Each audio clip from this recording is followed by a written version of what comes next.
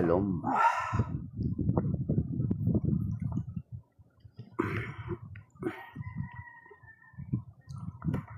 Shalom Alaikum mga kapatid. Isang pinagpalang araw sa ating lahat, sa mga makikinig or manonood. We are in our Preaching in the Wilderness series.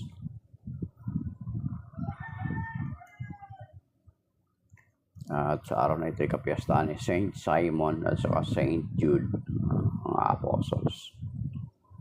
Okay. Our first reading is taken from Ephesians, ay hinango mula sa Efeso, sa mga sulat sa taga-Efesos ni San Pablo. Chapter 2 verses 19 to 22.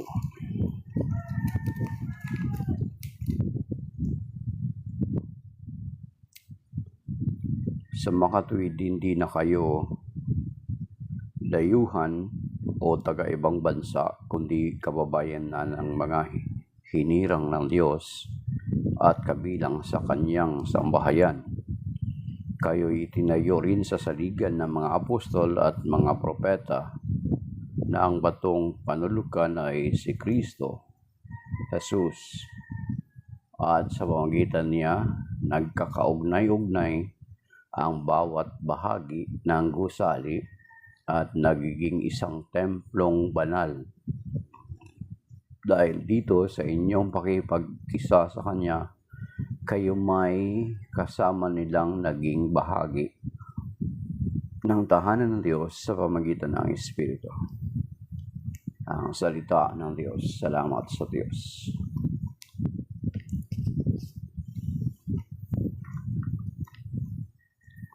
Shout out pala kay Ate Salvacion Reyes, isa nating kamanggagawa at kasamaan sa paglilingkod.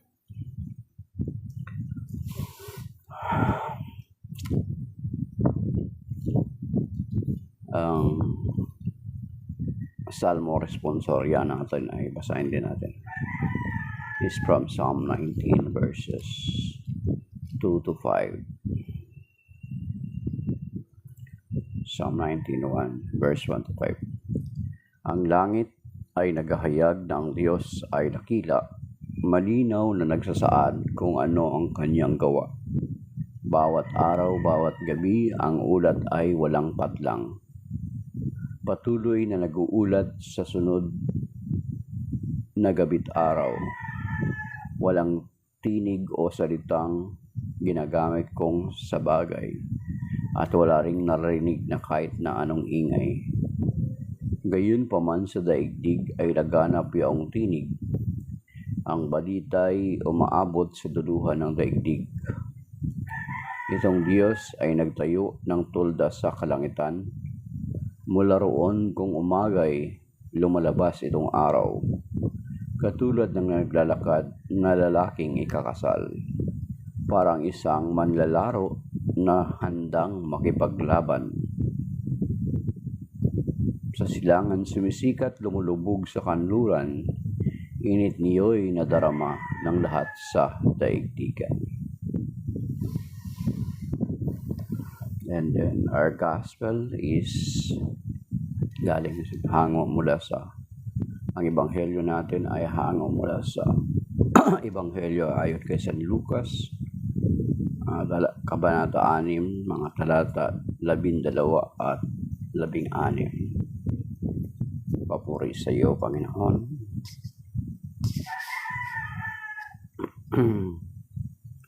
Nang panahong iyon, umalis si Jesus sa isang burol at magdamag doong nanalangin. Kinaumagahan, tinawag niya ang kanyang mga alagad at pumili siya ng 12 sa kanila na tinawag niyang mga apostol. Si Simon na pinangalanan niyang Pedro at si Andres na kanyang kapatid, sina Santiago Juan, Felipe, Bartolome, Mateo, Tomas, at Santiago na anak ni Alpeo, si Simon ang Makabayan, si Judas na anak ni Santiago, at si Judas Iscariote na naging taksil.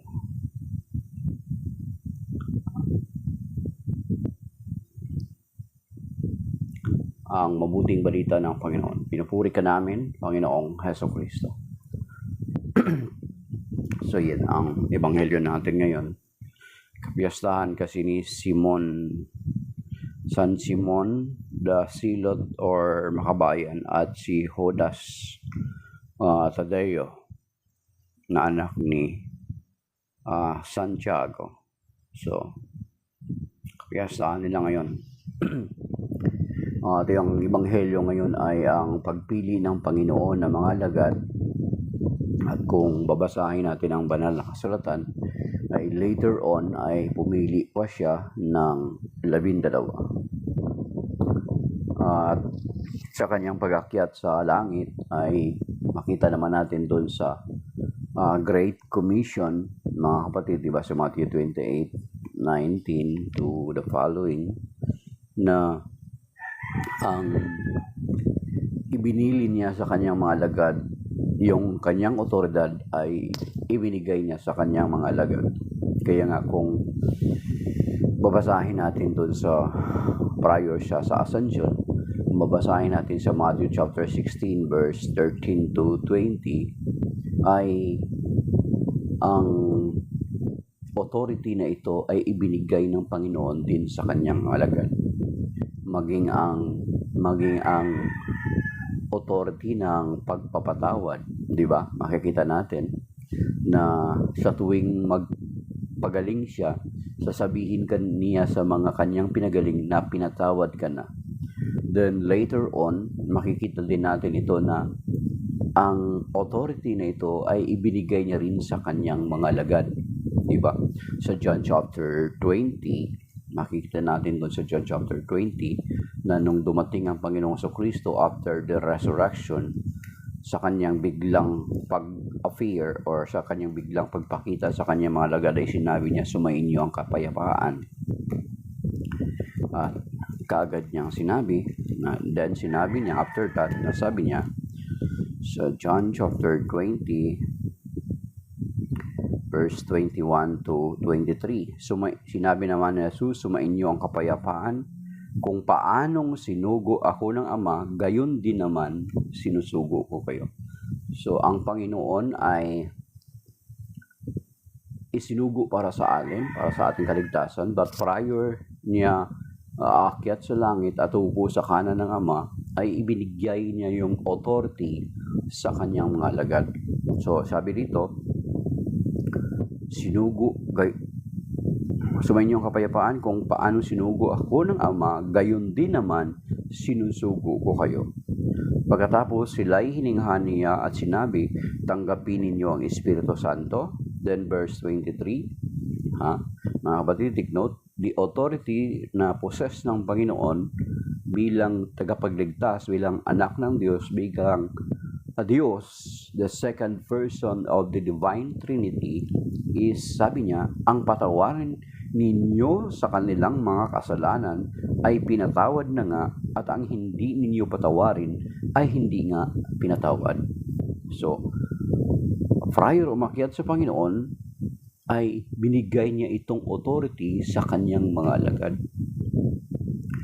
Ang pagpapatawad, maging yung authority doon sa sinasabi na sa Matthew chapter 16 verses 13 to 20. Diba anong sinabi doon? Yun ang pinakamatinding or mabigat na authority na ibinigay niya sa kanyang mga alagad. Kung babasahin natin doon sa Matthew chapter 16, binabaybay natin mga kapatid, So, dinidetail natin itong about sa authority, kasi naghirang nga ang Panginoon, kasi makita natin na naghirang siya ng 12, then later on, di ba, naghirang pa siya ng 72. Okay. Then, para makita natin yung ano ba yung relationships natin, para ma-establish natin ano yung relationships natin sa mga sinaunang Kristiyano or sa mga unang alagad. Kailangan ma-establish natin yun, mga kapatid. Hindi lang tayo basta-basta nag-claim na connected ako sa Panginoon. Of course, tama din naman yun kasi sinasabi din naman yun sa Galatians chapter 3 na kung kayo'y kay Kristo, kabilang kayo sa lahi ni Abraham at tagapagmana ng mga ipinangako ng Diyos. Pero gusto natin yung konkretong katibayan, hindi lamang ng banal na kasulatan, kundi even outside sources ay pwede nating makuha ng mga resources para mapagtibay natin, may kaugnayan pala talaga tayo sa mga alagad. Hindi lang basta-basta tayo nag-claim ng mga talata, mga texting na tinatawag, kundi meron tayong reliable sources na mai-establish natin that we have the connection to the apostles. Okay. Sabi dito sa Matthew chapter 16 verses direkta na natin sa 19, ito yung pagkahirang kay San Pedro na kung nagbabasa kayo ng Biblia at alam natin ang konteksto nito, maintindihan natin kaagad na ang mga nakikinig, lalo na mga Hudyo, naiintindihan nila kung anong ibig sabihin nito sapagkat in their times, doon sa Isaiah chapter 22, na kapag binibigyan ka ng susi, ibig sabihin ang laki ng authority na ibinigay sa iyo sa kaharian ng Diyos. Yun, ang reference niyan is, ang parallel niya is doon sa Isaiah chapter 22. So sa mga Hudyo, maintindihan nila yung sinabi ng Panginoong Kristo. So diretso lang tayo dito sapagkat very palagi natin inuulit-ulit, pero balikan natin sa verse 18, diretso natin sa verse 18. Sabi niya, at sinasabi ko naman sa iyo, ikaw ay Pedro, at sa ibabaw ng batong ito ay tatayo ko ang aking iglesia, at hindi makapananaig sa kanya kahit ang kapangyarihan ng kamatayan. Verse 19, ibibigay ko sa iyo ang mga susi ng kaharian ng langit, ang ipagbawal mo sa lupa ay ipagbabawal sa langit, at ang ipahintulot mo sa lupa ay ipahihintulot mo sa langit. So, makikita natin, ito na yung una na binigay ng Panginoon na otoridad na sobrang, kung intindihin natin, sobrang bigat, sobrang very, very strong na, very matindi na kapangyarihan or authority ang ibinigay kay San Pedro from among the apostles. Then makikita din natin itong parallel nito sa Matthew 18:18 na kung ano sinabi doon, na kung ano ang inyong pahintulutan dito sa lupa ay ipahintulot sa langit. Ano man ang inyong ipapahintulot dito sa lupa ay ipapahintulot sa langit. So let us remember the word anuman, mga kapatid. Whatever. So ganun katindi yung authority na ibinigay ng Panginoon specifically kay San Pedro at sa mga alagad. Dahil pangalawa na din yung isa kanina, di ba, na sinabi natin John 20:21-23. Then, okay. Pagkatapos noon, dito sa Mark chapter 16, Matthew 28:19 na lang. Matthew 28:19-20. Ang parallel noon ay Mark 16:16-20. Itong Matthew 28:19 sa Great Commission, mga kapatid. Okay. Dito sa Matthew 28:19. Nasira pala itong kinagat pala ng dugtog tong part ng Matthew 28:19 ko. So Matthew 28:19 dito sa English, sabi dito, go therefore and make disciples of all nations, baptizing them in the name of the Father and of the Son and of the Holy Spirit, teaching them to observe all that I have commanded you, and behold, I am with you always until the end of age. So yan, that is another na iminigay ng Panginoon. Ang sabi ko niya, prior niya, sabi niya, sa verse 18, then Jesus approached and said to them, this is prior sa kanyang ascension, and said to them, all power in heaven and on earth has been given to me. Go therefore. So, lahat ng authority ay nasa Panginoon, and then, sabi niya, inutusan niyo yung kanyang mga alagad, go therefore. Ibig sabihin, in-impart ng Panginoon yung authority na ito sa kanyang mga alagad, sa kanyang mga apostol. And then, kung makikita natin na since na ang authority ay nasa mga apostol, ay meron sinasabi dito sa banal na kasulatan, since na sa kanila, ibinigay na sa kanila ng Panginoon ang authority, dito sinasabi sa Luke chapter 10 verse 16, mga kapatid, ito yung natin. Whoever listens to you, listens to me. Whoever rejects you, rejects me. And whoever rejects me, rejects the one who sent me. Sinabi niya ito sa kanyang mga alagad. Itong mga alagad na kanyang sinugo ay binigyan niya ng authority, at kapag i-reject natin sila, nire-reject natin ang Panginoong Jesucristo. At kapag nire-reject natin ang Panginoong Jesucristo, at the same time, nire-reject din natin ang Ama.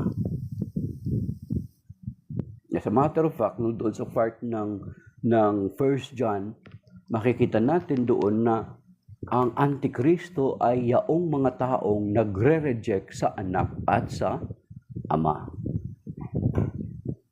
Yan. So, doon sa Luke chapter 10 verse 16, mga kapatid, wala na ang mga alagad. Wala na ang mga alagad sa kasalukuyan. Wala na rin yung wala na Panginoon Jesucristo, wala na mga alagad.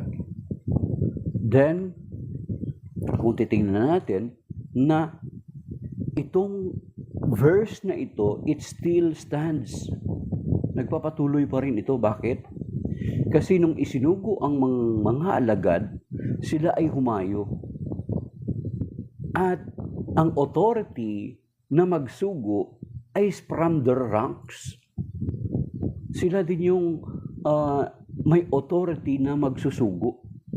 Kaya kung titingnan natin dito sa Book of Acts, sa Book of Acts, makikita natin dito na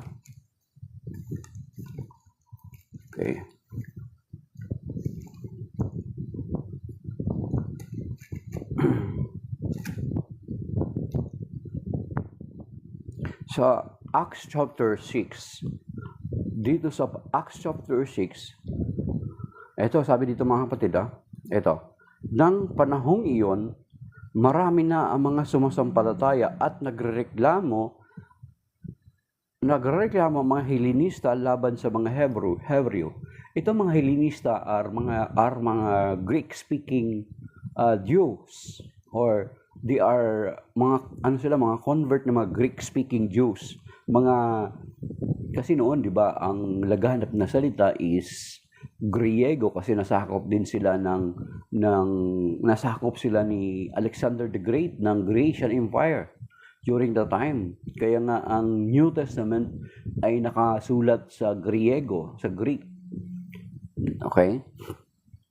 So, ang sabi dito, kaya tinipon ng 12 ang buong kapulungan ng mga sumasampalataya at sinabi sa kanila, hindi namin dapat pabayaan ang pangangaral ng salita ng Diyos upang mga siwa sa pamahagi ng ikabubuhay. Kaya mga kapatid, pumili kayo ng mga kasamahan ninyo ng 7 lalaking kilala sa pagiging mabuti, matalino at puspos ng Espiritu Santo, at ilalagay namin sila sa tungkuling ito. At iukol naman namin ang buong panahon namin sa panalangin at sa pangaral ng salita. Nalugod ang buong kapulungan sa panukala ng mga apostol, kaya't pinili nila si Esteban, isang lalaking matibay ang panalig sa Diyos at puspos ng Espiritu Santo, at sina Filipe, Procorio, Nicanor, Timon, Parmenas at Nicolas na taga Antioquia, isang hintil na naakit sa Judaismo. Iniharap sila sa mga apostol, sila ipinanalangin mga ito at pinatungan ng kamay. Yan. So, ang authority to choose another na magsaserve sa Panginoon para magpatuloy ng gawain ng Panginoon ay yaong mga alagad. Sila yung binigyan ng authority. Kaya makikita natin dito yung paghirang nila doon sa 7. Merong ibang tagpo na hindi ang mga alagad ang naghirang. Isa lang yun, si San Pablo. And then, doon sa Acts chapter 9, after nitong Acts chapter 9, yung tinawag siya ng Panginoon through a vision in the road of Damascus.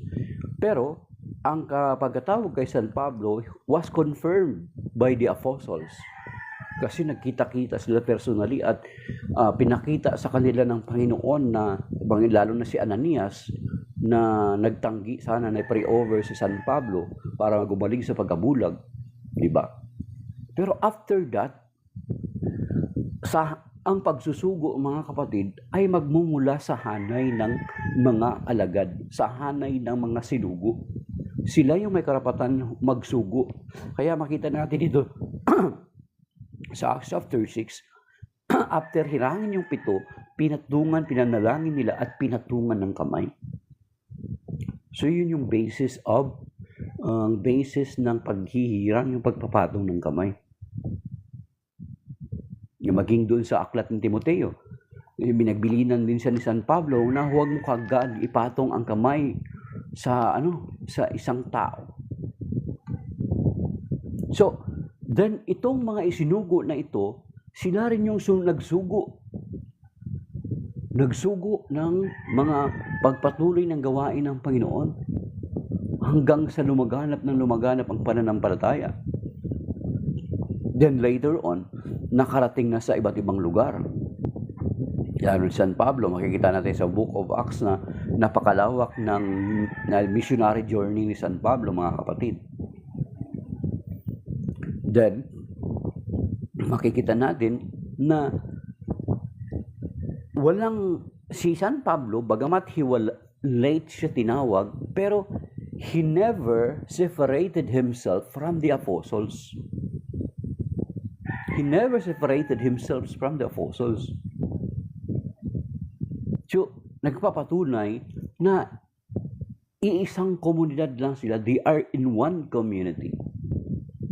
Actually, kung titingnan natin, kaya nga nagpatuloy ito ang nagsugo. Until such time na dumating sa atin. Kaya nga, kung titingnan natin, mga kapatid, from the apostles, for the first 1,000 years, mga kapatid, for the first 1,000 years, wala pong ibang community na umiiral kundi ang Catholic Church. From the first 1,000 years, Neil, Espanya. Kamusta, brother? Kamusta ang Bicol? Kamusta kayo dyan sa Bicol? Kamusta na ang Espanya? Ayan. Okay. Long time no see, brother. Kamusta kayo sa Bicol? So, makikita natin mga kapatid, makikita natin from the first century, I praise the Lord. Okay. So, makikita natin from the first century, mga kapatid, up sa loob ng first 1,000 years, mga kapatid, there is no other church that exists but only the Catholic Church. Even noon sa panahon ng Imperyo ng Roma, ang mga Kristiyano nag-i-exist doon ay mga Katoliko. Bakit? May mga diggings at mga discovery sila na during the time prior ma-convert si Constantine, nagtatago sila sa mga ilalim ng lupa at doon sila nagdiriwang ng Passover meal, ng meal of the Lord, the Thanksgiving, yung Eucharistin, the Eucharist, the breaking of the bread. Kaya nga may mga drawing yung mga kuweba ng bread, wine, at ng Panginoong Hesukristo. So, despite of persecution, dumami ang mga alagad. Yung mga alagad na sinugo, na ipinatungan ng kamay, ay nagsugo din ng mga alagad. Nagsugo din ng mga maghahayo ng iba pang mga lugar. That is why kung mababasa natin doon sa Antioquia, which is no longer a part of Israel, di ba? Sa Antioquia, sa Antioch, it is somewhere part in Turkey. Yung Antioquia, if I did not mistaken, kung tama yung recollection ko. Doon sa Antioquia, mga kapatid, unang tinawag ang mga alagad na mga Kristiyano. Actually, yung tumawag sa kanila is mga outsiders, not the believers or the apostles called themselves as Christians. Dun sa Acts chapter 11 verse 26. Pero tinanggap naman ito ng mga alagad kasi di ba pag Christians, ibig sabihin you are the followers of Christ. Kaya nga meron ding ang ganda din naging result di ba? Christian. Without Christ, yung IAN, I am nothing. So, then, sinabi din dun sa 2 Chronicles chapter 7 verse 13 to 14, the people who are called by my name, na tinawag sa aking pangalan. Naka-attach yung pangalan lagi ng Panginoon Kristo. Na without Christ, itong Christian na ito ay binigyang kahulugan nga ng mga kapatid natin yung IAN na without Christ, I am nothing. Yan. So, naging maganda pa rin. Doon sa Acts 11:26, doon unang tinawag na mga Christians ang mga alagad ng Panginoon Kristo. Prior, kung titingnan natin doon sa Acts chapter 9, makikita natin doon ang tawag sa kanila is the way. Ang daan, the way. Hindi ang dating daan na sa Jeremiah 6:16, kundi ang the way. Take note baka mamaya ma-misinterpret nyo. The way, hindi ang dating the way. Hindi yung ang dating daan, no. Ang the way. So the way, ang Acts chapter 9. Pero Acts 11:26, doon unang tinawag na mga Kristiyano ang mga alagad ng Panginoong Kristo. That was the first century period, mga around 50 AD up to mga something like that, mga hanggang AD 70. Yung period na yan, mga first century bracket. And in that very place, mga kapatid, in that very place, take note, in that very place, from that period of time, mga around 50 AD to 70, around mga 107 AD to 110 AD, in that place also, sa lugar mismo din ng Antioquia, dyan sa lugar na yan, dyan din unang tinawag na Katoliko ang simbahan. Di ba? Very historic mga kapatid, di ba? Diyan sa Antioquia, unang tinawag ng mga Kristiyano ang mga alagad. Then in that very place also, in Antioch, ay unang tinawag na mga Katoliko ang simbahan. Sa sulat ni Saint Ignatius of Smyrnian, according to the tradition and the research of those who study differ about sa kasaysayan ng simbahan, about sa church history, si San Ignacio ay alagad siya ni Saint John the Beloved, the Apostle. He is a disciple of Saint John the Beloved. Then, sa sulat ni Saint Ignatius, around approximately around 107 AD to 110, try to imagine, count the year, the gap of the year. From pagpalagay natin, mga 60 AD, 60 yung tinawag ang mga Kristiyano, ang mga alagad na Kristiyano. 60, 40 years plus 110. Around mga half century lang ang pagitan. Around half century or less than that, diyan tinawag ni San Ignacio of Antioch na ang simbahan ay Katoliko sa sulat niya sa mga Smyrnians. Sabi niya, where there is the Jesus, there also the bishop. Where there is the bishops, there also Jesus. Baliktad yata. where there is the bishops, where there is Jesus, there is the bishops. And where is the bishops, there also the Catholic Church. Diyan unang tinawag. Try to imagine, very historical. Then, bakit tinawag niyang Catholic na ang simbahan, universal, lumaganap na. Kasi natupad na nga, tinupad ng mga alagad yung utos, yung Great Commission ng Panginoon dun sa Matthew chapter 28, verses 19 to 20. Go ye therefore to all nations, baptizing them in the name of the Father, and of the Son, and of the Holy Spirit. Nung una ay nag-share ko sa inyo na sinasabi ko ang mga alagad ay Katoliko. Si San Pablo ay Katoliko. Because yung isa sa pinaka-primary doctrine ng Catholic Church na tinanggap na mga alagad ay makikita lamang natin sa Catholic Church. The rest of our separated brethren, hindi natin yan makikita sa kanila. Ano yun, mga kapatid? We, the Catholic Church, in the Catholic Church, believe in the real presence of the Lord Jesus Christ. Bakit?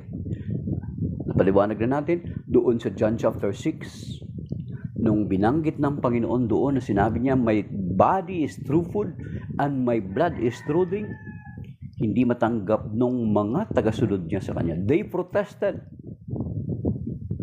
Because they protested, they left the Lord Jesus Christ doon sa John chapter 6 verse 66, di ba? At nang marinig nila, at mula noon, iniwan na siya ng kanyang mga alagad. Mga tagasunod niya. Iniwan siya because of that teaching. Then tinanong ang mga alagad, kayo rin ba ay aalis sa akin? Verse 67.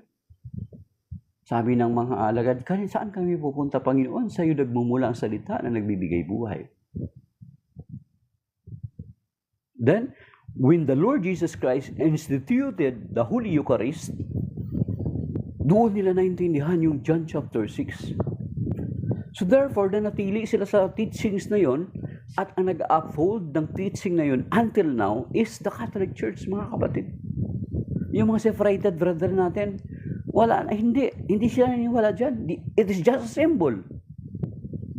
Though yung word na symbol ay wala sa Biblia, at sila ay mga sola scriptura, but they end up saying it is symbolic. It is just a symbol, symbolic. Then pagdating sa 1 Corinthians chapter 11, makikita natin doon na sinasabi ni San Pablo, ito yung aral na tinanggap ko sa Panginoon. Basahin sa 1 Corinthians chapter 11 verse 23 to the following verses. Hindi mo makikita dyan na sinabi ni San Pablo, bagamat he is a late na tinawag ng Panginoon, pero makikita mo dyan the very strong word ni San Pablo na kapag kumakain tayo na hindi natin pinapahalagahan ang katawan, hindi natin pinapahalagahan ang pagtanggap noon, ay nagkakasala tayo sa katawan at dugo ng Panginoon. Hindi sinabi ni San Pablo na symbolic. So that is why we can say na they are Catholics. They are Catholics.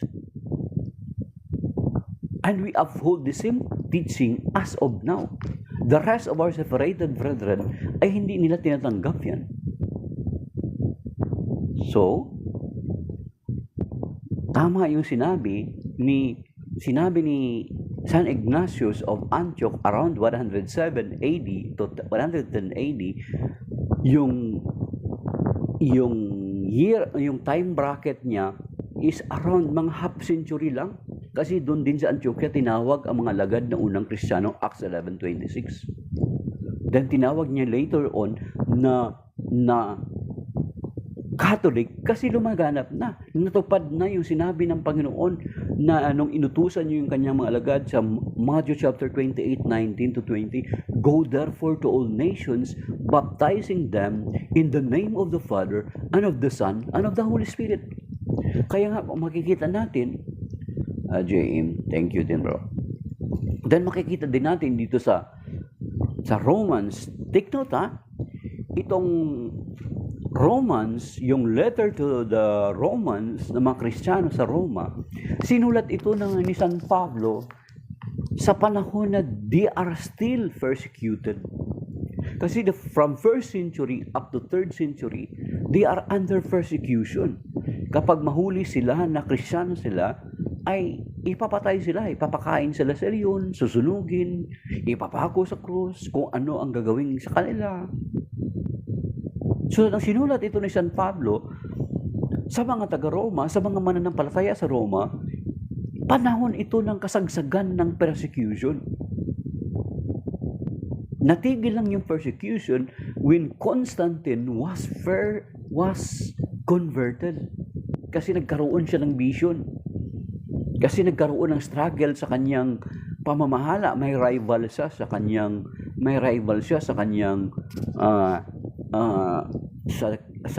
sa kingdom niya. And according to what I heard, ay kamag-anak niya rin ito. So nagkaroon ng vision si Constantine. Sabi niya, in hoc signo vinces, in this sign you shall conquer. So itong period na sinulat ito ni San Pablo sa mga taga-Roma, panahon ng kasagsagan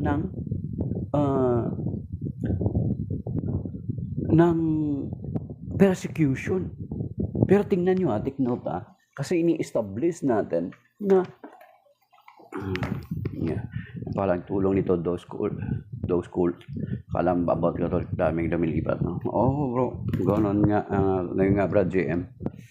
So ako din dati brother GM dati rin ako napunta sa Baptist, Southern Baptist. Napunta rin ako, nalublob talaga ako sa ilog. Hindi lang basta-basta sa drum or sa swimming pool. Sa ilog talaga ako dati nalublob. Tagal din ako doon, mga 1986 up to 1995. Tagal-tagal din. Dito sa Romans chapter 1, nung sinulat ito ni San Pablo sa mga taga-Roma, mga kapatid, take note, ito sinasabi niya. Sa inyong lahat, take note, sa inyong lahat na nasa Roma, mga minamahal ng Diyos, sabi niya, at tinawag upang maging banal, sumainyo nawa ang pagpapala at kapangyarihan mula sa Diyos na ating Ama at sa Panginoong Hesukristo. Verse 8, sabi niya, una sa lahat, nagpapasalamat ako sa ating Diyos sa pamagitan ng Hesukristo dahil sa inyong lahat, sapagkat ang inyong panampalataya ay balitang-balita sa buong daigdig. You see? Balitang-balita sa buong daigdig. Kasi, despite of persecution, severe persecution, napakatibay ng kanilang pananalig. Then, of course, nagkaroon actually, nung panahon na daw yun ay sinunog yung Roma at ibinintang sa mga Kristiyano. Naging dahilan na lalong tuminti yung pag-uusig sa mga Kristiyano. And take note, there is no other Christian community that exists during those times. Only the Catholic Church for the first 1,000 years. Walang protestante doon, mga kapatid. Kasi ang mga protestante, doon nagpasimula sila doon sa John chapter 6 verse 66. Pero there is no record na may mga grupo na noon na katulad ng Baptist, Methodist, Episcopalian, Born Again, si Kibuloy, Inc. 1914, Jehovah's Witness. Wala po ganun, mga kapatid. Try to research the history. Bigyan ko kayo ng idea how to eliminate one by one. Di ba? Halimbawa, may mga tawag nito, meron kang parang katulad nung puzzle. Okay, let's make a puzzle. May puzzle ka na mga 10,000 pieces. At para ma-connect dito sa dot na ito, yung mga pieces of puzzles na yun ay one by one mong susubukan kung aangkop sila doon. Kung gagawin mo yan na parang ganun yung sistema, i-eliminate mo one by one yung mga pieces of puzzle na yun, ay isa lang ang matitira na magiging angkop na angkop doon. The same with our faith, the Catholic Church, yung mga sekta at denominasyon yan, i-eliminate mo one by one. Tanungin mo, umpisahan mo sa founder. Itong grupo na kinabibilangan ko, halimbawa, Iglesia ni Cristo. Sino ba founder nito? Felix Manalo. Jehovah's Witness, sino ba founder nito? Charles Taze Russell. Seventh-day Adventist, sino ba founder nito? Ellen White. So, eliminated. Baptist, sino ba nag-found nito? Di ba?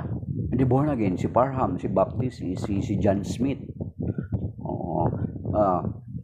Mormons, si Joseph Smith. So kung isa-isahin mo yung mga sektang umiiral ngayon,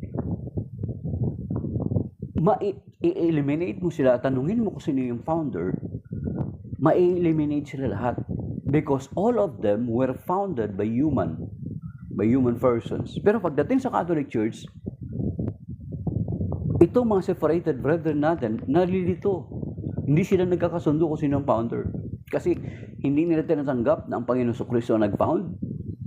Hindi nila tinatanggap. Kaya they end up saying si Constantine yung founder.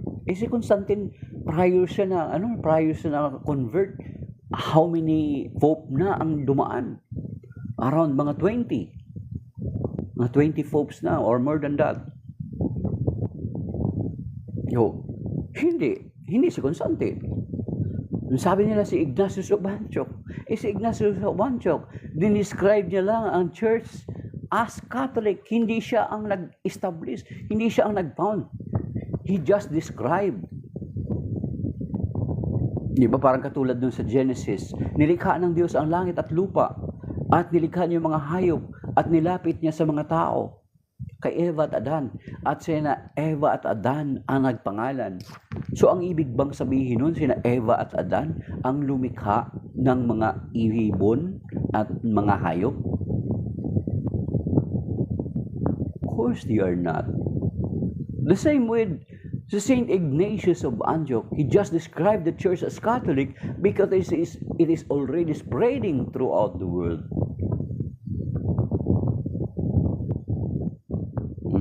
Yun mga kapatid. And then at the same time, itong Romans chapter 1, 7 and 8, balitang-balita ang inyong pananampalataya sa buong daigdig. Balitang-balita ang kanilang pananampalataya sa buong daigdig sa mga Christian communities na lumalaganap sa iba't ibang mga bansa. Ano naman pakialam nung hindi mga Kristiyano during the time? So pinag-uusapan ang kanilang pananampalataya doon sa Roma, sa mga Christian communities sa iba't ibang bansa.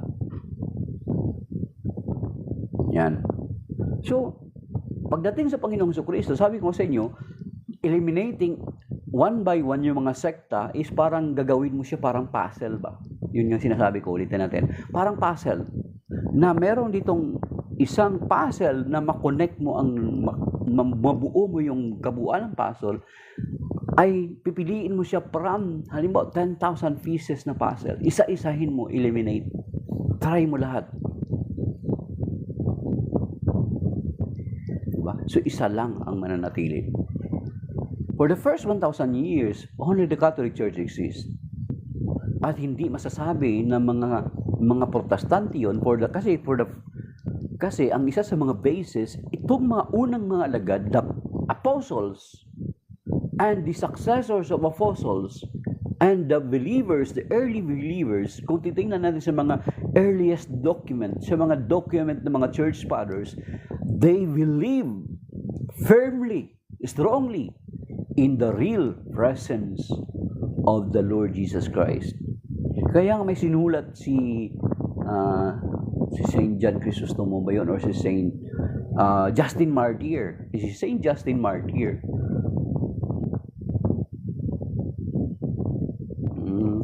Lagi. Okay. Tanong. Sabi ni Brother JM, yung friend ko, lagi kami nagdidebate. Ink siya. Grabe yung paniwala na brainwash na talaga siya. Yung John 10:16, yun yung kiniklaim nila, bro. Sabi ko, basahin mo yung meron akong kausap kahapon. Intindihin mo, sinabi sa John 10:16, hindi sinasabi na magkakaroon, in the future, there will be one flock and one shepherd. Hindi sinabi, in the future, there will be another flock and one shepherd. Yun yung pinipilit nila, kiniklaim nila yun. Kasi kung sinabi doon sa John chapter 10 verse 16, na there will be another flock and one shepherd, sigurado, ang mga sekta at lahat ng mga sekta at denominasyon, pag-aagawan nila yun. Pag-aagawan nila yun. Kasi hindi papayag ang iba na hindi sila yun. So yun mga kapatid.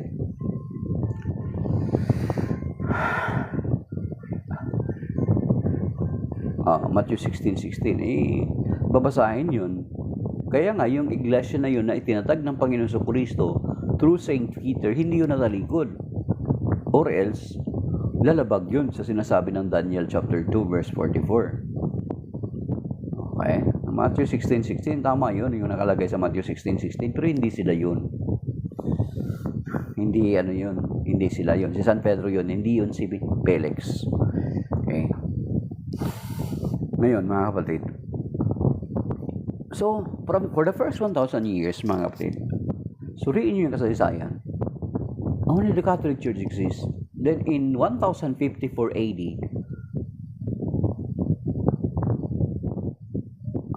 in 1,000, yes, tama yun, brother. Matthew 16:18. Hindi si Felix yung binigyan at walang duplicate yun. Walang duplicate yung susi. Si San Pedro lang. At ang parallel nun ay doon sa Isaiah chapter 22. At since si San Pedro ay pinagkatiwalaan ng susi, pinagkatiwalaan ng kawan doon sa John 21:15-19, then therefore, he need also after him, he need na kailangan merong sasalo ng kanyang responsibility kasi ipinagkatiwala sa kanya. Kasi kung hindi niya ililipat sa iba after him, ano siya? Ang mangyayari is pinabayaan niya yung ipinagkatiwala sa kanya. Halimbawa, tayo, di ba? Sa anak mo. Anak, etong iniiwan ko sa iyo itong bagay na ito, ingatan mo ito. Di ba? Ingatan mo ito hanggang sa pagbalik ko.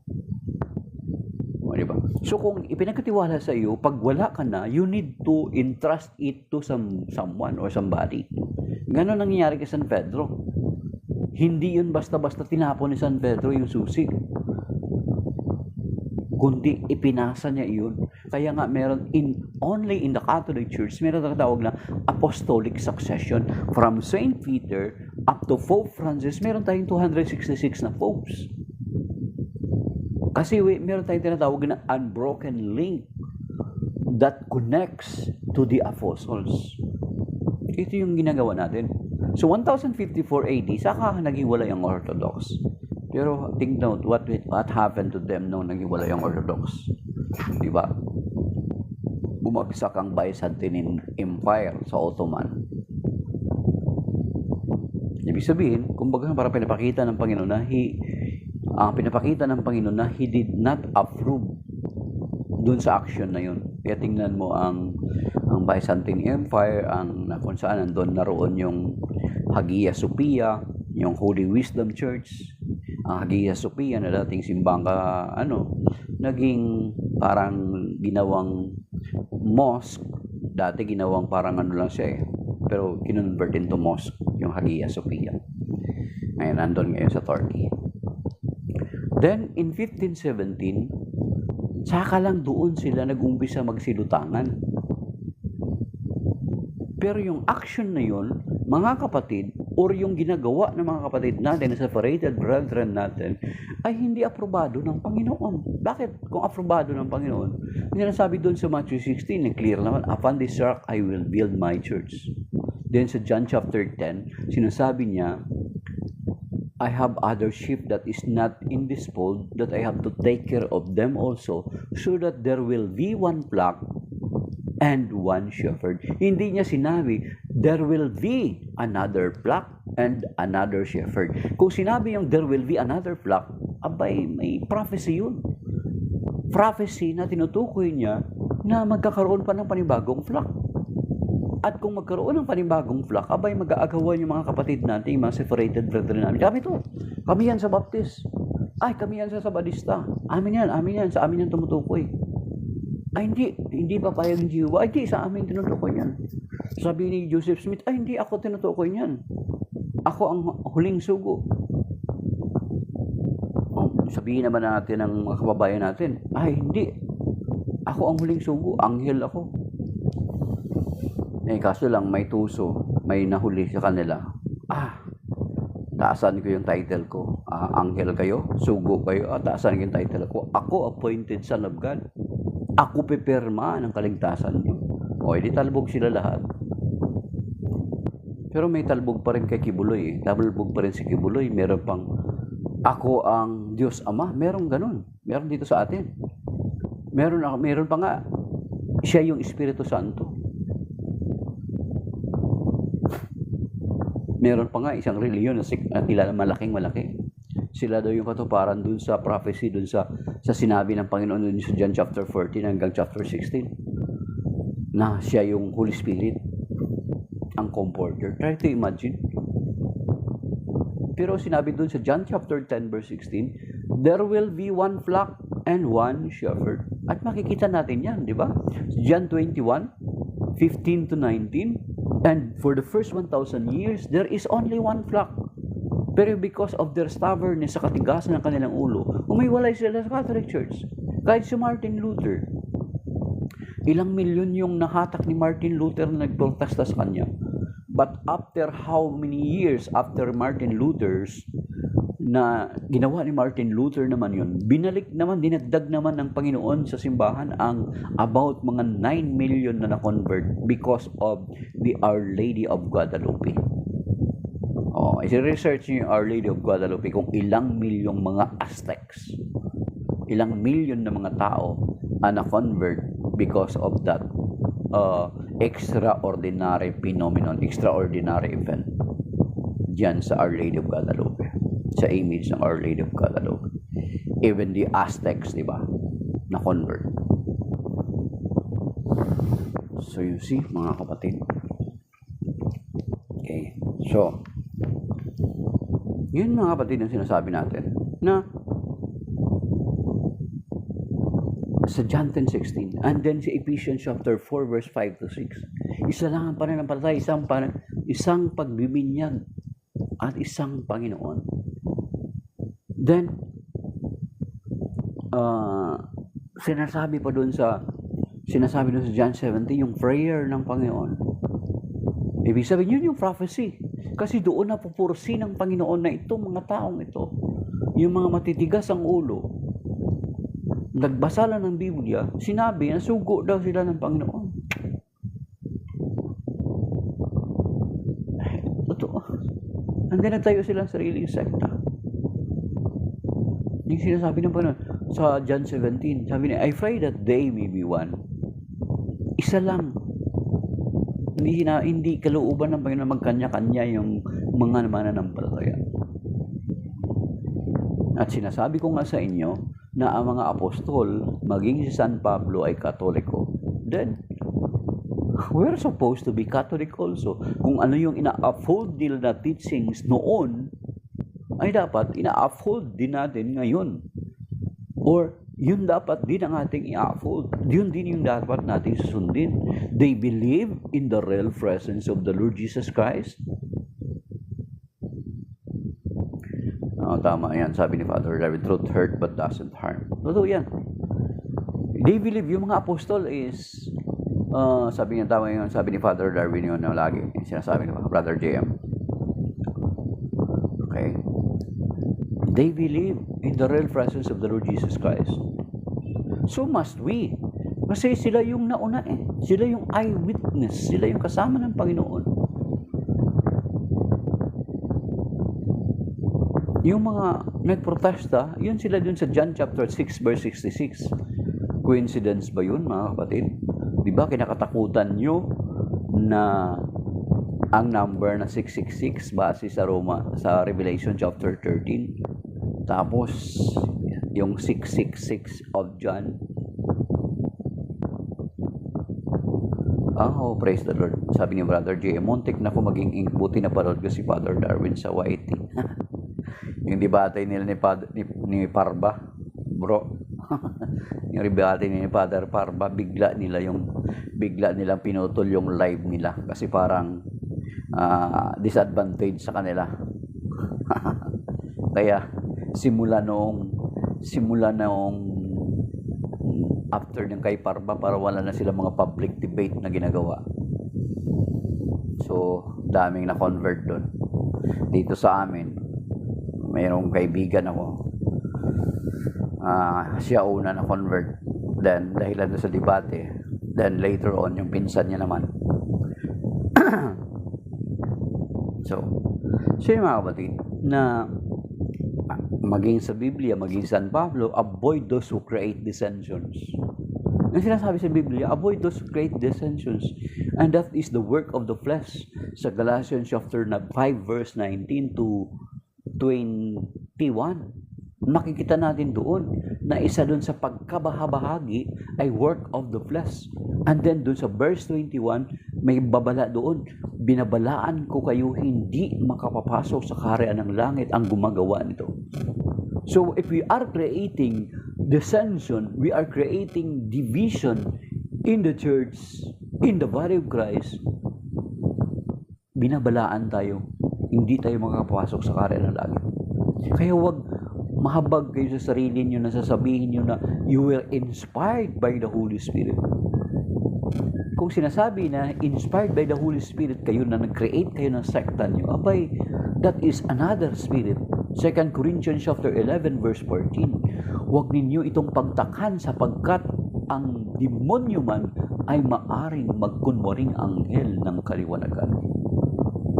At sinasabi din sa 1 John chapter 4, pag sinasabi niyo you were inspired by the Holy Spirit to create your sect or denomination, beware. At huwag niyong gagamitin yung ganun, blasphemy yun. Ginagamit niyo, thou shalt not use the name of the Lord in vain. Diba sa commandments yan? Anong sinasabi sa 1 John chapter 4? Test every spirit. Ngayon, pag sinabi may nagsabi sa iyo ang Espiritu Santo, sinasabi ng Espiritu Santo, sige, magtatag ka ng sariling sekta mo. Sabihin mo, sinuutusan kita. Magtayo ka ng sariling sekta mo at i-proclaim mo na sugo ka, anghel ka. No, that is, huwag mong paniwalaan yan. Yung malinaw yung sinasabi sa 2 Corinthians 11:14, na kahit ang diablo ay marunong magkunwaring anghel ng kaliwanagan. At binabala din yan sa Galatians chapter 1 verse 8. Maging kami man o anghel na iba ang dalang balita.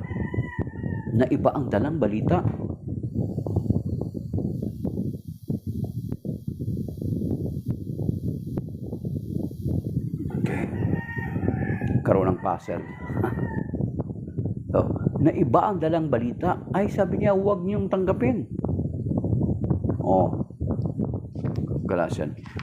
1 John chapter 4, verse 1, mga minamahal, huwag ninyong paniwalaan ang bawat nagsasabing nasa kanila ang Espiritu. Sa halip, subukin ninyo sila upang malaman kung talagang mula sa Diyos ang Espiritong nasa kanila, sapagkat marami ng huwad na propeta sa mundong ito.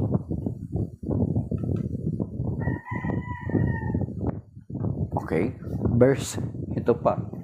Mga kapatid, beware, ito ang palatandaan na ang Espiritu ng Diyos nga ang nasa kanila. Kung ipinapahayag nila na si Jesucristo ay dumating bilang tao, kung hindi gayon ang kanilang ipinapahayag tungkol kay Jesus, hindi mula sa Diyos ang Espiritu nasa kanila. Ang Espiritu ng kaaway ni Kristo ang nasa kanila. Narinig na ninyo, ito darating at ngayon ngay nasa sanlibutan na. Okay? Dumating bilang tao, became human. Doon sa 2 John 1:7, naging tao. Pag sinabing naging tao, he has a nature, he has other nature prior to it. Diba, pinapaliwanag natin yan ng ilang beses.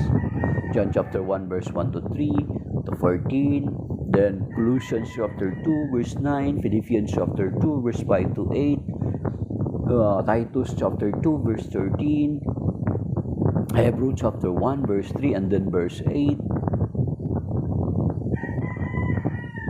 Diba? Colossians chapter 2 verse 9. So, he has other nature prior siya naging tao. Hindi lang basta tao na ay tao lang, merely human. Diba? So, hindi ganun mga kapatid. So, test every spirit. Kahit sabihin mong espiritu na yan ay sinugo ka para magtayo ng sekta mo. No. Kasi may itinayo na ang Panginoong Kristo. Diba? May itinayo na ang Panginoong Kristo.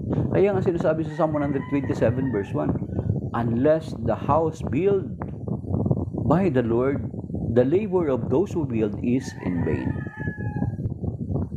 Maliban ang Panginoon nagtayo ng isang sambahayan, yung tinayo ng isang tagapagtayo ay walang kabuluhan. Diba? So tapos na yung usapan mga kapatid. Na ibig sabihin na from the apostles, hindi ito ay pagmamalaki. This is the truth that we, the Catholic Church, can trace back our roots up to the very apostles. Meron bang makapag-claim ng ibang mga sekta at denominasyon that they can claim and they can connect themselves to the very apostles na walang gap? Wala mga kapatid.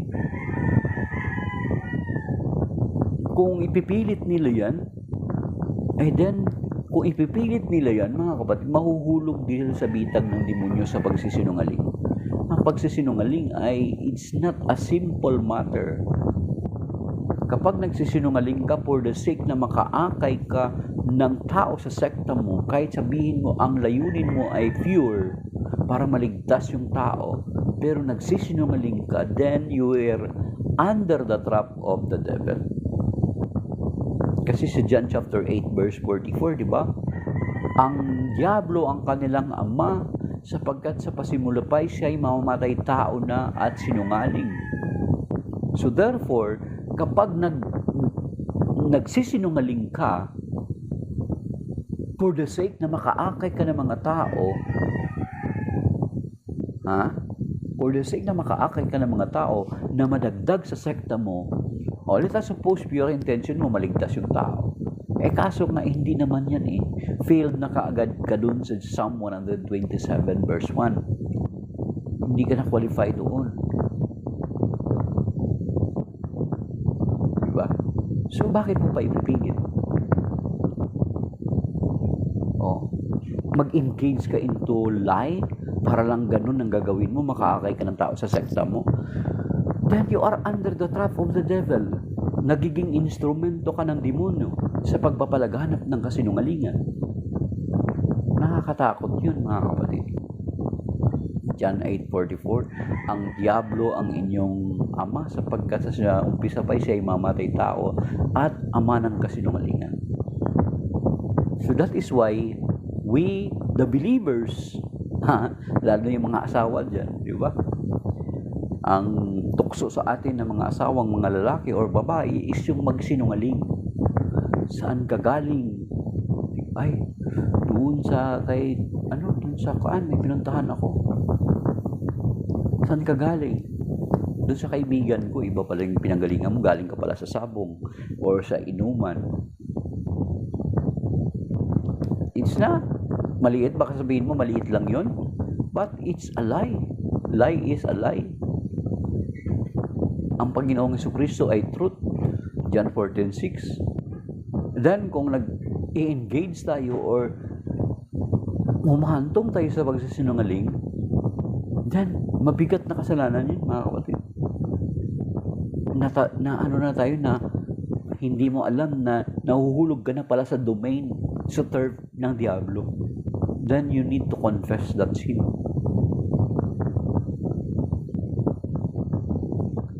Oo, yung minsan ganun bro. Talagang kahit maliit. Kailangan kahit maliit is we need to confess. Anong isang beses na nagkaroon ako ng maulan. Okay. Thank you kay Ray Lore. So yung maulan, karoon ng ulan. Ay, may mga ano kami, may mga kapote kami na ano na disposable sa box ng motor ko. Eh, yung asawa ko gustong naawa sila sa mga nakabike kasi, di ba sabi niya meron tayong mga kapote dyan. Ano, may nag-reason out ako na parang dinideny ko na wala, hindi ko dala. Grabe. Talagang kinumpisal ko kagad yun, Brother JM.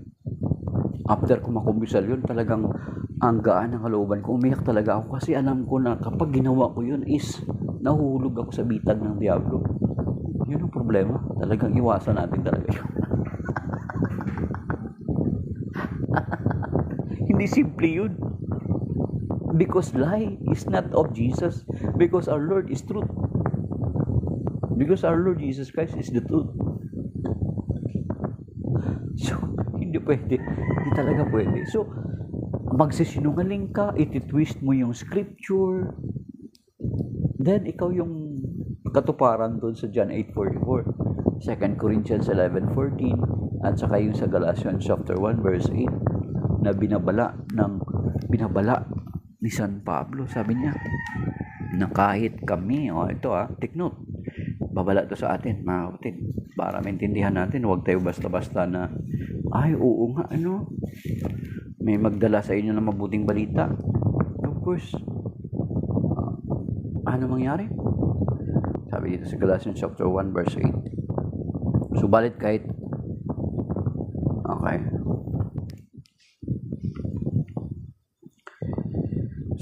kahit kami o isang alanghel mula sa langit ang mangaral sa inyo ng magandang balita na iba sa ipinangaral namin sa inyo, parusahan nawa siya ng Diyos. So you see, yun mga kapatid. So, ang ebanghelyo ngayon about sa pagkatawag sa mga apostol, tina-highlight nga natin kasi kapiyastahan ni San Simon at saka ni San Judas Tadeos, at in-establish natin kung ano yung kaugnayan natin sa mga apostol, na ang itinuro ng mga apostol ay siya nating pinanghawakan sa kasalukuyan. So, maybe that is by now mga kapatid. Maraming salamat sa mga nag-share, 5, at then sa mga nag-tap ng screen, or yung kahit hindi man,